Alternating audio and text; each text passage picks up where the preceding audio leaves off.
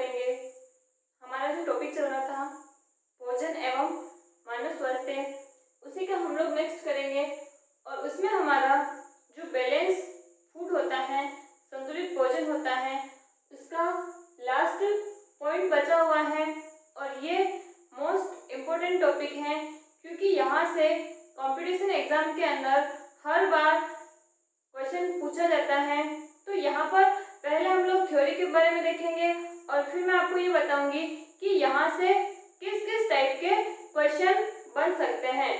तो सबसे पहले यदि हम लोग विटामिन की बात करें तो विटामिन जो होते हैं ये हमें किसी भी प्रकार की एनर्जी प्रोवाइड नहीं करवाते हैं।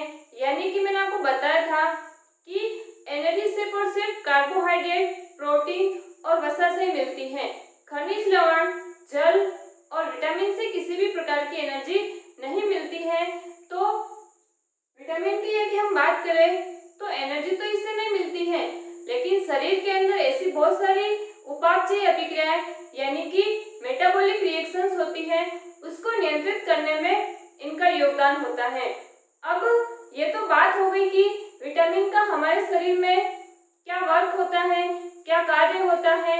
अब हम बात करें इसके कुछ महत्वपूर्ण तथ्य यानी कि फैक्ट के बारे में, तो सबसे पहले हम बात करेंगे कि ये विटामिन जो है किन्होंने खोजे थे। तो विटामिन की खोज की थी 3 वैज्ञानिक हैं, जिसमें से एक का नाम है हॉपकिंस, दूसरा है ल्यूनेन और तीसरे का नाम है सी फंक। तो यहाँ पर हम एक एक पॉइंट को डिस्कस करते जाएंगे और प्लस उसको नोट करते जाएंगे। क्वेश्चन कभी भी ये नहीं पूछा जाता है कि विटामिन की खोज किसने की, क्वेश्चन हमेशा ये पूछा जाता है कि विटामिन नाम किसने दिया था।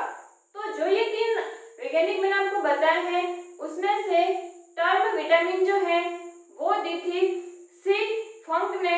और बार बार एग्जाम में क्वेश्चन यही पूछा जाता है कि विटामिन का नाम किसने दिया था, तो आंसर हो जाएगा फंक। तो पहले सबसे पहले इन दोनों पॉइंट को नोट कर लेते हैं। विटामिन की खोज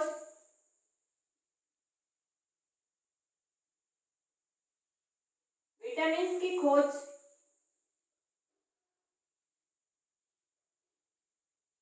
हॉपकिंस,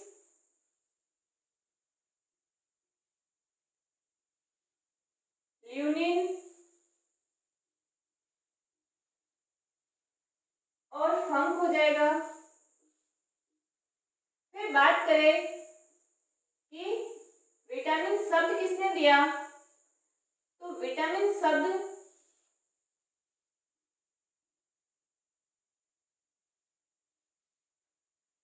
सी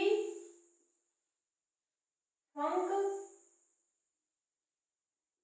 के द्वारा दिया गया।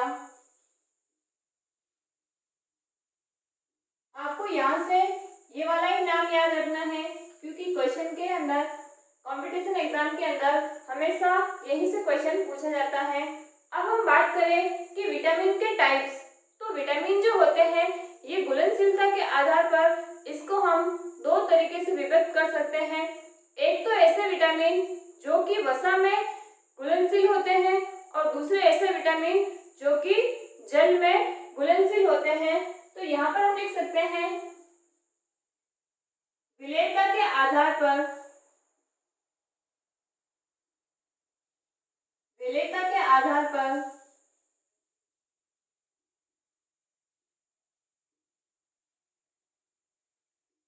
विटामिन के प्रकार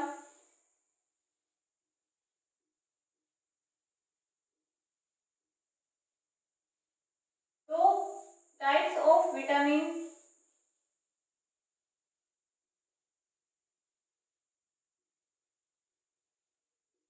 दो टाइप के हो जाएंगे।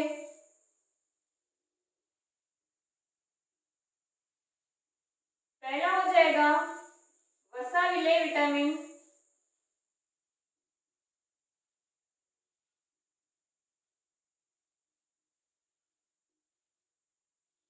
फैट सोल्यूबल,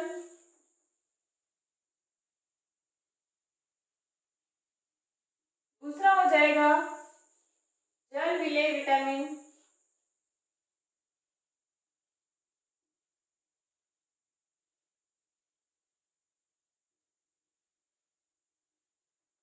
पहला क्वेश्चन तो मैंने आपको बताया कि विटामिन टर्म से पूछा जाता है, और दूसरा क्वेश्चन यही से पूछा जाता है वो ये कि निम्नलिखित में से कौन सा विटामिन जल में घुलनशील है, या फिर क्वेश्चन ये पूछा जाता है कि निम्नलिखित में से कौन सा विटामिन जल में घुलनशील है। तो यहाँ पर हम बात करें वसा विलेय विटामिन की, ये हो जाएगा वाटर सोल्यूबल।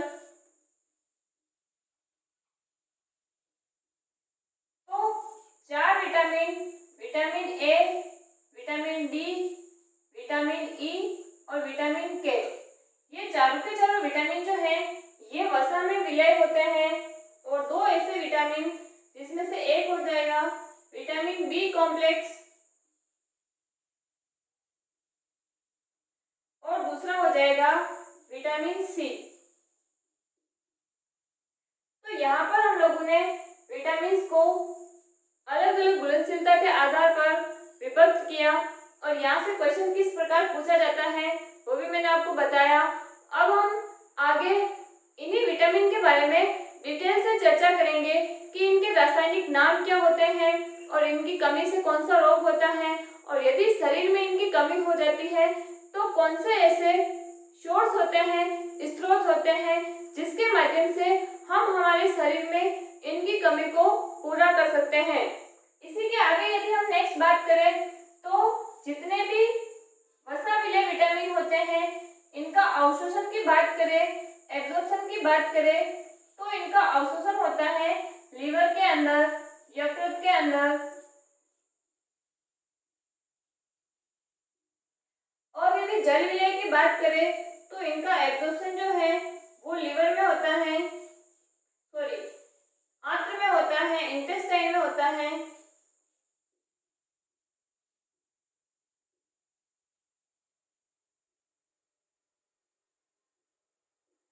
ये तो हो गई विटामिन के बारे में सामान्य जानकारी।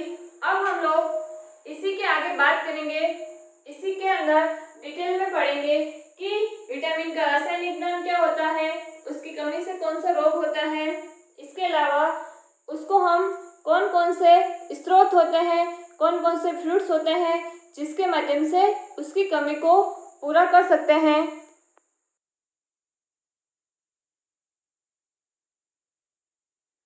अब सबसे पहले हम लोग बात करेंगे वसा में विलेय विटामिन की।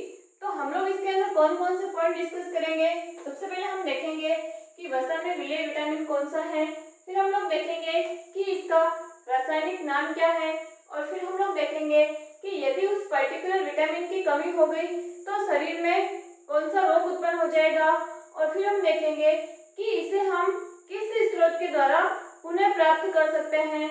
तो सबसे पहले हम लोग, जैसा कि मैंने आपको बताया है कि चार ऐसे विटामिन हैं जो वसा में विलय होते हैं, विटामिन ए, डी, ई और के। तो सबसे पहला विटामिन हो जाएगा विटामिन ए। यदि हम लोग विटामिन ए के रासायनिक नाम की बात करें तो इसका नाम होता है रेटिनॉल,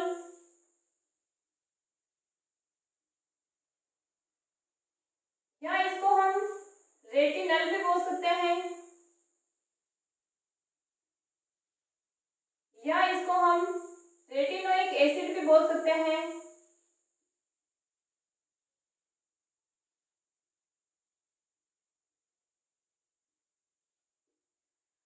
अब जैसा कि आपको इसके रासायनिक नाम से ही पता चल रहा होगा कि रेटिना यानी कि ये हमारी आईज से रिलेटेड है, आंखों से रिलेटेड है।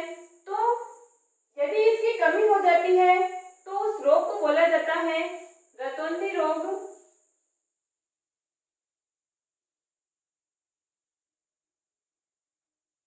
इसको बोला जाता है कलर ब्लाइंडनेस,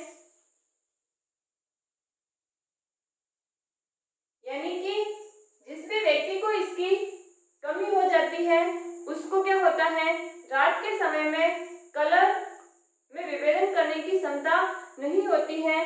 और यदि हम स्रोत की बात करते हैं तो इसके स्रोत हो जाएंगे गाजर है, आम, पपीता, यानी कि हम कह सकते हैं येलो फ्रूट्स,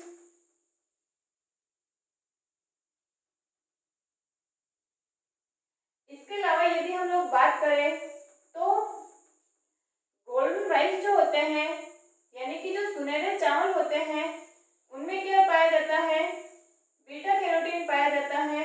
और ये जो बीटा कैरोटीन है ये विटामिन ए का क्या होता है, स्रोत होता है।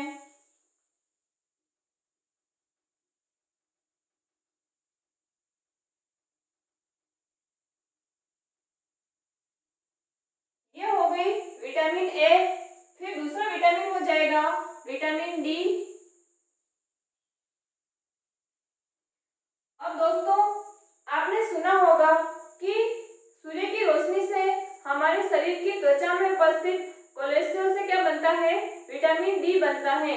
यानी कि ये हमारे बोन्स से रिलेटेड विटामिन होता है।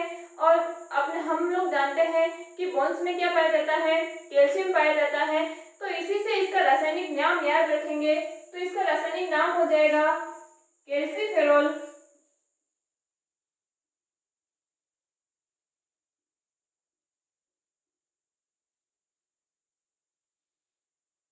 कैल्शियम से हम याद रखेंगे कैल्सीफेरॉल। इसकी कमी से रोग हो जाता है।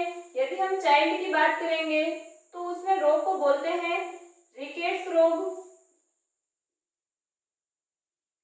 यदि हम अडल्ट की बात करेंगे तो उसमें इस रोग को बोला जाता है ओस्टोमलेशिया।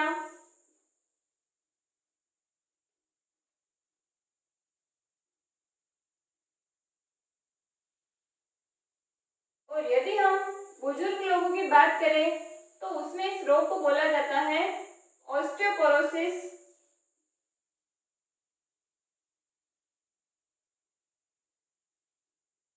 अब यहाँ पर ये तीनों डिजीज जो है इसमें अलग अलग एज के व्यक्तियों को अलग अलग नाम दे रखा है। बाकी ये प्रॉब्लम किससे रिलेटेड है, बोन्स से रिलेटेड है, हड्डियों से रिलेटेड है। अब इसके स्रोत की बात करें तो यहाँ पर हम लिख सकते हैं सूर्य के प्रकाश की उपस्थिति में। सूर्य का प्रकाश लिख सकते हैं यानी कि सूर्य का प्रकाश जब हमारी स्किन पर पड़ता है तो स्किन में बहुत सारे कोलेस्ट्रॉल होते हैं, उससे किसका निर्माण होता है, विटामिन डी का निर्माण होता है। अब नेक्स्ट विटामिन की बात करते हैं तो तीसरा विटामिन हो जाएगा विटामिन ई। अब दोस्तों इसका रासायनिक नाम होता है टोकोफेरोल।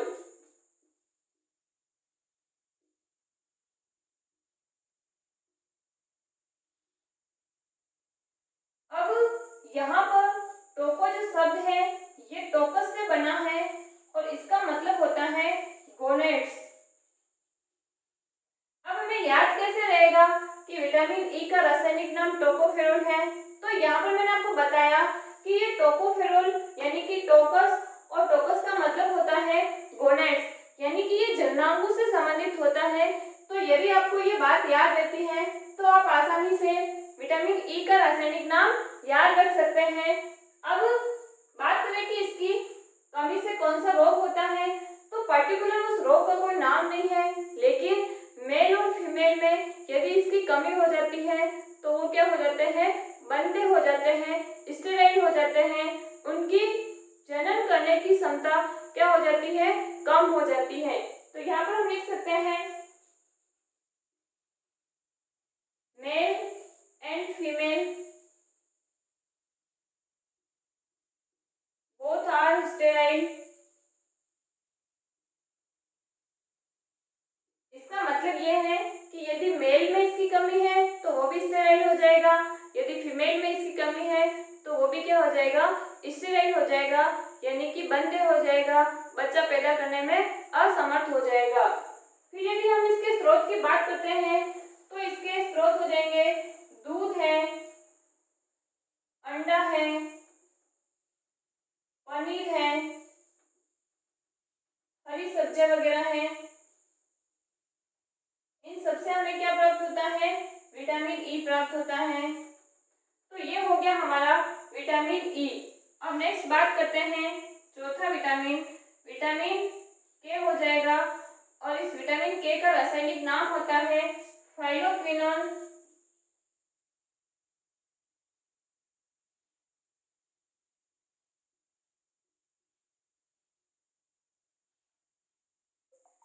फाइलोक्विनोन। अब यदि हम बात करें कि इसकी कमी से कौन सा रोग होता है, तो ये मोस्ट इम्पोर्टेंट विटामिन है। विटामिन के की यदि शरीर में कमी हो जाती है तो शरीर में जब भी चोट लगेगी तो रक्त का थक्का जो है वो बहुत देरी से बनेगा, यानी कि शरीर से बहुत सारा ब्लड क्या होगा, बाहर निकल जाएगा। तो यहाँ पर हम लिख सकते हैं रक्त का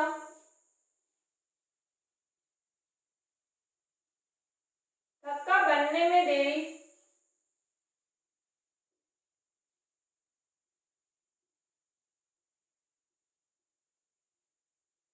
अब हम बात करें इसके स्रोत की, तो विटामिन के जो है इसका निर्माण हमारे शरीर में यानी कि हमारी आंत्र में जो ई कोलाई बैक्टीरिया होते हैं उन्हीं के द्वारा किसका निर्माण किया जाता है, विटामिन के का निर्माण किया जाता है। तो यहाँ पर हम लिख सकते हैं आंत्र में उपस्थित ई कोलाई बैक्टीरिया द्वारा